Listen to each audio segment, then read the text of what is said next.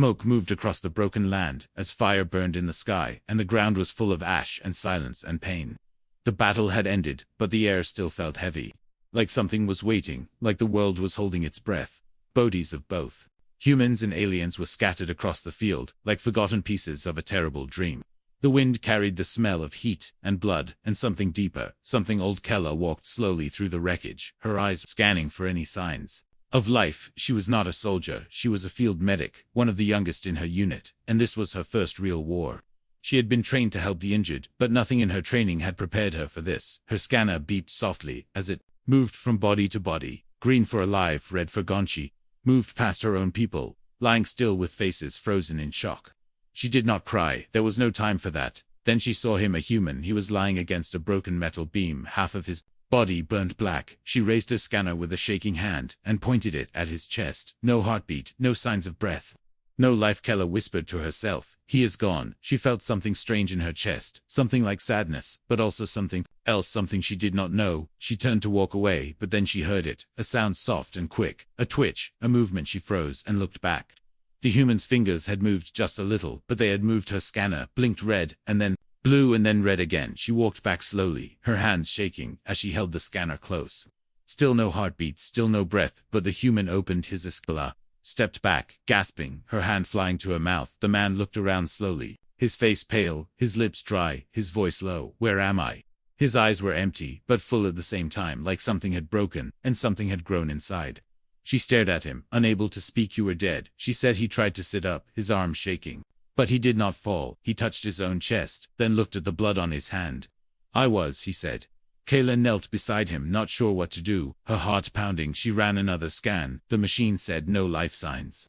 Yet here he was. She looked at the sky, trying to call for help, but the comms were down, the towers had fallen, and the signal was dead. It was just the two of them, in a field full of the dead. He looked at her with calm eyes. "What happened here?" he asked. Kella told him the truth. There was a final push, a last attack. His side had charged the wall, and her side had opened the sky with fire. She had thought no one would survive. And yet here he was. The human tried to stand. Kayla helped him, her hands gripping his arm. He felt warm, but not in a normal way. There was something in his skin like heat from a fire. Just under the surface, she could feel it in her bones. They moved slowly across the field. Kayla kept scanning. Still no heartbeat, still no breath. Still the man moved. Each step made her more confused, and more afraid, not of him, but of what this could mean. They reached a small shelter, half broken from the blast. Kayla pulled him inside and made him sit. She checked her scanner again, then checked his pulse by hand. Nothing. Yet he smiled at her. "What is your name?" she asked. He looked at her with tired eyes. "Call me Jace," he said. She nodded and gave her own name. Kelathan. The wind changed. It came from the west, cold and sharp. Jace looked up. "Something is coming," he said. Kayla listened. She heard it, to a soft growl in the air, like a beast breathing in the dark. Kayla reached for her sidearm. Jace found a piece of metal and held it like a blade. Even without strength, he looked ready to fight. Kayla saw a light in his eyes, not just life, something more. He should be dead. She knew that, he knew that, but here he was, and now they were not alone. The growl came again. This time closer. Kayla looked at Jace, and he looked at her. No words were needed. Whatever was coming, they would face it together. Kayla stood at the entrance of the broken shelter, her back against the wall, her eyes fixed on the dark horizon where the growl had come from. The air was thick with dust, and the wind carried the soft whisper of danger that made the skin crawl. Jace sat beside her, gripping the bent metal rod like it was a sword, his hands steady, his breath calm, even though he should not have been breathing at all. Kayla stared at him again. Her scanner sat on the ground, blinking red, with a warning that should have meant death. No heartbeat, no oxygen, no temperature. Yet Jace was sitting there alive, speaking, moving away. "What are you?" she asked. He looked at her with quiet eyes and said, "I wish I knew. I remember fire. I remember pain. I remember closing my eyes. I did not think I would ever open them again." Kayla turned her head as the growling sound came again, louder, this time closer. She reached for her sidearm and loaded the last energy cell. Inside, the charge was weak and would only fire 3 times, but it was all she had. Jace stood up slowly, his body steady, his face focused. "We need to move," Kayla said. "This shelter is broken. They will find us." Jace nodded without a word, and followed her as she stepped into the night. The sky was dark with smoke, and the stars above were hidden, like even they were afraid to watch. They moved through the ruins, careful not to step on the broken metal and glass. Jace walked like he was made for this, like he had done this 8,000 times. His steps were light and quick, like a shadow. Kayla could feel her pulse in her throat as the sound behind them grew louder. She turned a corner and froze. A creature stood ahead, tall with black skin and glowing red eyes. Its arms were long and sharp like blades, and its breath hissed like steam. Kayla raised her weapon, but before she could fire, Jace he leaped at the creature faster than her eyes could follow. He struck with the metal rod and knocked the beast off balance, then spun and struck again. The creature screamed a sound like metal tearing and tried to slash him, but he ducked and dodged with ease. Kayla watched in shock as Jace moved with speed and power that should not have been possible. He was not just alive, he was something more. The creature fell with a heavy thud, and Jace stood over it, breathing hard.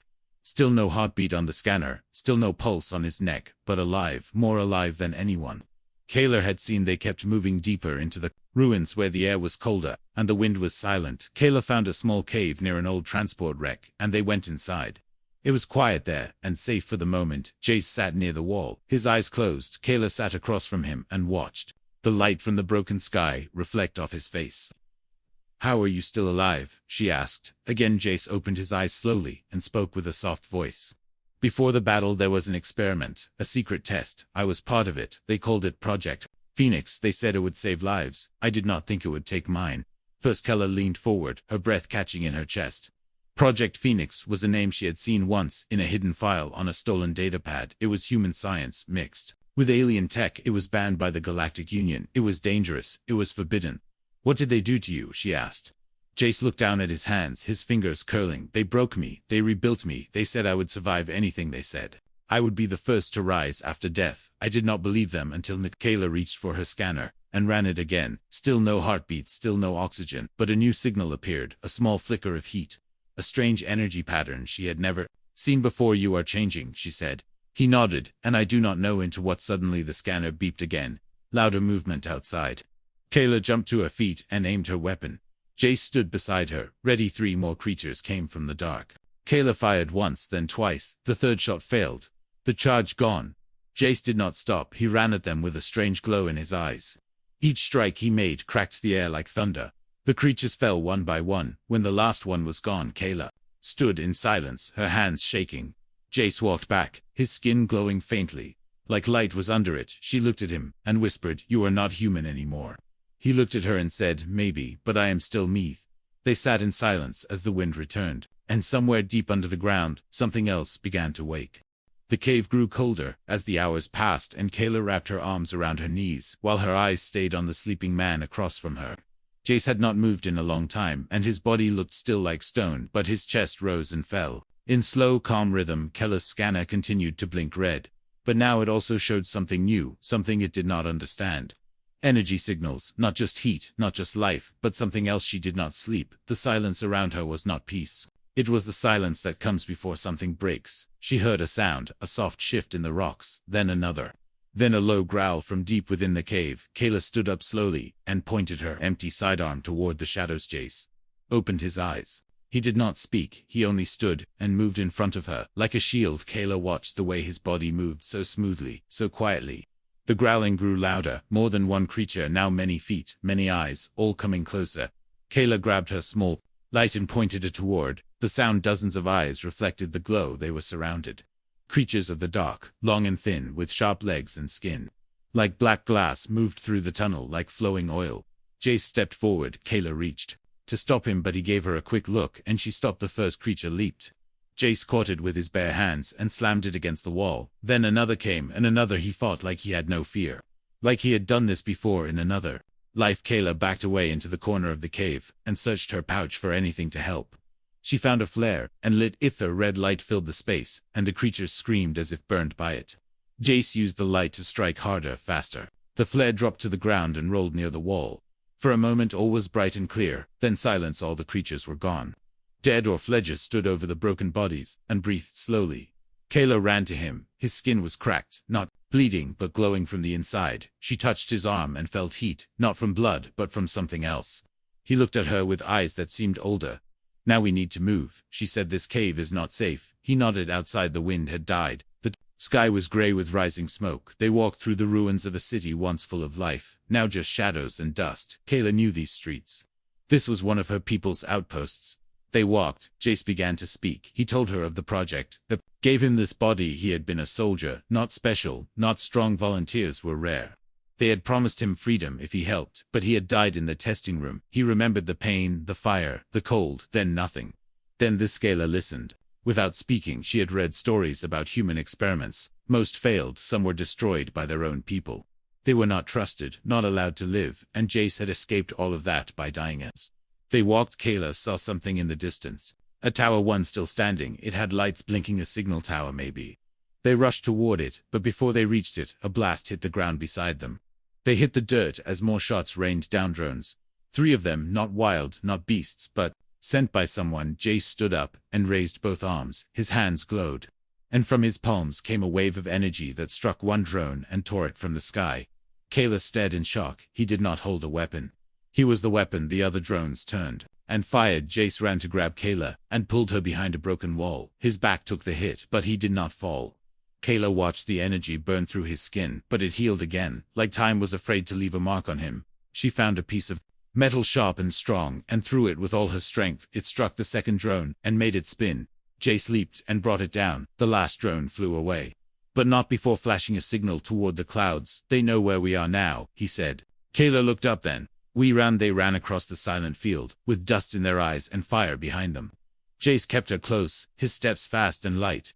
The tower grew closer, and with it maybe hope. But far behind them in the sky, a black shape was falling. Something big, something fast, something sent for him. Kayla did not know what was waiting. But she knew one thing.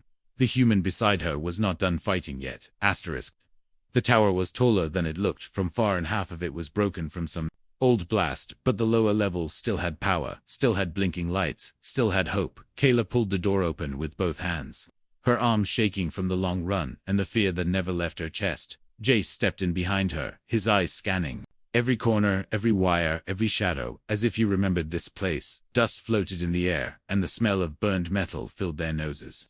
Kayla moved toward a console, hoping the system was still working, hoping the signal could go out before whatever chased them came down from the sky. Jace stopped beside a wall that held a symbol, a circle, with 3 lines through it. He touched it slowly. His face changed, his hands trembled. Kayla turned to ask what it meant, but before she spoke, the lights flickered, and the console came alive. The screen showed the old human language Kayla had studied in school, but never expected to see again. She reached out and tapped through the menus, until she found the archive logs. She searched for Project Phoenix. The file was there, locked. She hacked it with an override code given to medics long ago in case of war. The file opened. Inside were pictures. Jace, before the fire, before the war, smiling, alive. The date was more than 3 years ago. Jace stared at the screen, as if watching a ghost. There were documents to test results, cell repair speeds, energy feedback, pain resistance, then final entry, subject dead. Heart stopped during phase 4, declared failure, body sent to deep hold for Looked at him. You died, she whispered. Jace nodded, his voice dry like sand. Yes, I remember fire in my chest and black in my eyes. I remember nothing else until I saw Yakula. Scrolled down and found a video. She tapped play. A labrum appeared, cold and full of machines. Jace strapped to a table, wires in his arms, doctors speaking in low voices. One of them said the tech was alien, not safe. Not tested but approved by command. For one last trial they pushed a button. Jace screamed, then silence. No. Heartbeat flatline. The video ended. Kayla turned the screen off. She felt cold, like the truth had touched her skin. Jace sat down slowly, his hands covering his face. What am I? He asked. Kayla did not answer. She had no words, no training for this. He was human once. Now something new. The screen blinked again. Motion detected outside the tower. Kayla rushed to the window and looked down. The black ship had landed. Smooth, silent, deadly figures stepped out, tall, armored, not wild creatures but bounty hunters. Their armor bore the same symbol as the wall, 3 lines through a circle. They were not strangers to this place. They belonged to it. Kayla ran back to Jace and helped him to his feet. They are here for you, she said. He looked into her eyes. And you? She shook her head. I do not matter. They came for you. You are proof the project worked. You are something they fear. Jace grabbed a piece of broken metal. Not a weapon, but enough. Kayla took her sidearm, even though it had no power. They moved to the back stairway and climbed to the next floor. Old weapons were stacked there. Most were dead, but Kayla found a pulse grenade. Still active. Footsteps echoed. Below, the hunters were inside. Jace turned to Kayla and spoke softly. If I fall, run. She shook her head. If you fall, they will have to kill me. The door burst open, and the first hunter stepped in, big, silent, fast. He raised his weapon. Jace moved quicker than thought. He struck with the metal rod. The hunter fell back. Another came from the left. Kayla threw the grenade. A flash of light, a roar of sound. They ran up another level. The tower shook. Dust fell from the ceiling. They reached a control room. Kayla locked the doors. Jace leaned against the wall. He was glowing now, his veins lit like fire, his breath short, but his eyes full of fight. They will break through, Kayla said. Jace looked at her. Then, I will burn this place before they take. Michaela opened a new console. She found the command system. She set it to overload 30 seconds. The hunters pounded on the door. Jace stood in the middle of the room. White and Kayla looked at him one last time. His face was calm, strong. Not afraid. She ran to him and took his hand. We face this together, she said. He smiled. Then the door burst open and the light swallowed everything. The light faded slowly, and Kayla opened her eyes to smoke and fire all around her, while broken glass sparkled on the ground like stars that had fallen. She coughed as she pulled herself up, her arms shaking, and her ears ringing from the blast. Jay stood in the center of the room, his body glowing with lines of golden light that moved under his skin like rivers. His clothes were torn and his face was cut, but his eyes were calm and full of something deeper than pain. The tower had not collapsed, but parts of it had fallen, and the walls were cracked wide open. The hunters were gone, some thrown back by the blast, and others pulled into the fire. But Kayla knew it was not over. Nothing was ever that easy. She reached for her scanner and checked. Jace again, still no heartbeat, still no oxygen, still alive. She whispered his name, and he turned to her, slowly like waking from a dream. I am still here, he said. Kayla nodded and smiled through the dust. You saved us again, she said. He did not answer. He just looked out the broken wall toward the dark sky. Then they both heard it, a deep sound, not like the drones before. Not like the beasts from the cave. This was heavy and steady, and full of purpose. A new ship was coming. Kayla ran to the edge, and saw it black as space, with silver wings, and no windows. It floated down like a silent predator. She felt her skin go cold as the ship opened its doors.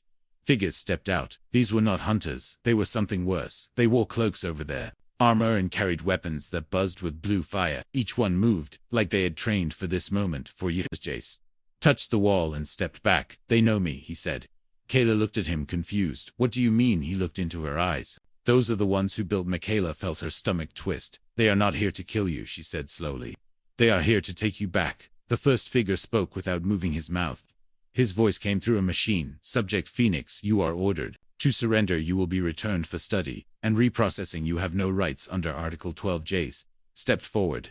His glow faded, and his eyes turned dark. I am not yours anymore, he said. The figure raised his hand, and the ground shook. Jace dropped to one knee as the air pressed down on him. Kayla screamed and ran to his side. The pressure was strong and full of invisible force. Kayla pulled her weapon, but it was useless. She threw a rock at the figure, and it bounced off with no effect. Jace grabbed her arm. Run, he said. She shook her head. No. Another figure stepped forward, holding a strange cage made of light.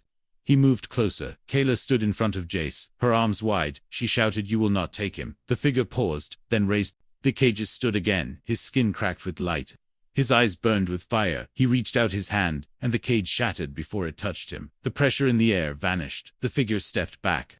One of them drew a blade of pure energy and rushed forward. Jace caught the blade in his bare hand. The energy burned through his skin, but he did not stop. He twisted the weapon and broke it with a sound like thunder. The figure flew back through the air and crashed into the ship. Kayla ran with Jace through the ruins. The other figures followed. One of them threw a bolt of lightning. It missed and hit a wall, exploding in bright blue light. They reached a broken transport and climbed inside. Jace hit the start panel, and the engine came to life. Kayla watched as the ship behind them started to rise. They moved fast through the dead streets. The sky filled with sound. Kayla looked at Jace. What will they do now? He answered without looking. They will hunt me. Forever. Kayla touched his shoulder. Then we run forever. They drove through the night while the stars returned to the sky. Jace looked ahead, but his thoughts were far away. He knew now who had made him. He knew what they wanted, but he also knew something they did not. He had someone beside him now, someone who did not fear him. Someone who saw him not as a weapon, but as a menace. The transport rolled on. Kayla looked at the scanner again. The red light blinked, then blinked again. Then for one brief moment it turned green. She smiled and said nothing. The transport moved through the dust in silence, while broken towers watched them pass like giants made of bones and memory. Kayla sat beside Jace, her fingers holding the scanner tight, her eyes stuck on the green light. That blinked for only a second before going dark again. She did not tell him, not yet, not when so much was still unknown. Not when she could see the weight on his face and the fire in his eyes. Jace kept his hands on the wheel, but his grip was tight, and his arms trembled, not from fear, but from something inside, something rising, something burning. Kayla reached for a bottle of water and handed it to him. He drank without a word, and looked at the sky above. They were far now from the black ship and the cloaked figures, but not far enough. The enemy would come again. Kayla knew it, Jace knew it. But for now the world was quiet, and that was something, a gift, a breath. The transport crossed into the edge of a green zone, where trees still grew, and water still moved, a place untouched by fire. Kayla had only heard about such places in stories. She smiled for the first time in days, and stepped outside when they stopped to rest. She walked through soft grass, and let her fingers touch the leaves. Jace followed her, but slower now, each step seemed harder. Kayla turned to him, and saw sweat on his skin, not normal. His body steamed like the heat could not escape. She ran to him and placed a hand on his chest. He was burning. Jace sat on the ground, his breath sharp and fast. Kayla pulled out her scanner. It blinked red, then blue, then nothing. His body was off the charts. Too much energy. Too fast, too strong. It was like something had been awakened, and now it would not stop. What is happening to me? He asked. Kayla shook her head. I think your cells are changing again. You are not just healing, you are evolving. Jace looked at the sky, his eyes glowing faintly. I do not want to lose who I am. Kayla knelt beside him and held his hand. You are still you, she said. You saved me, you saved others. That is who you are. The ground shook not much, just a soft tremble, but it was enough to remind them that peace was never far from danger. Kayla helped Jace to his feet, and they moved to a nearby cave for shelter. Inside the cave, the walls glowed with strange crystals, blue, soft, alive. Kayla placed Jace against the wall and watched as the light from the crystals seemed to flow into him. His breathing slowed, his skin cooled, the glow faded a little. Kayla touched one of the crystals and felt warmth, not just heat but calm, like the cave itself wanted to help. This place is old, Jace said, his voice quiet. Older than the war, older than the cities. Kayla looked at him. How do you know? He pointed at the crystal. Because I remember this. Like Kayla stared at him. You have never been here. He looked back. Maybe not in this life. Silence filled the cave as the light wrapped around them like a blanket. Kayla sat near him, her head resting on his shoulder. For a while they said nothing. For a while they forgot the war. But the scanner did not forget it. Beeped once, soft, then again. Kayla checked it. Multiple signals, fast moving in their direction. They found us, she whispered. Jace stood slowly, his strength returned, his body calm. Kayla looked at him and saw no pain, only focus. He walked to the cave entrance and stood in the light. Kayla followed, holding her weapon. Outside, the sky was filled with small ships. Not large, not powerful, but many, each one holding a bounty hunter or worse. Jace looked at them, and then at Kayla. I will hold them, he said. You run. She shook her head. I am not leaving you.